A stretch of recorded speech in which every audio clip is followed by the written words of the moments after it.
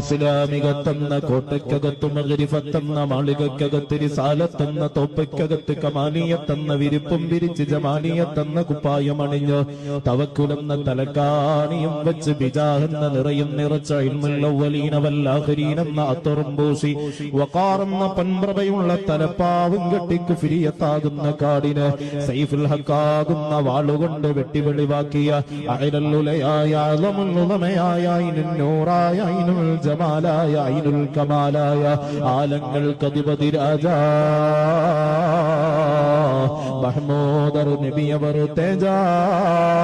Muhammad Mustafa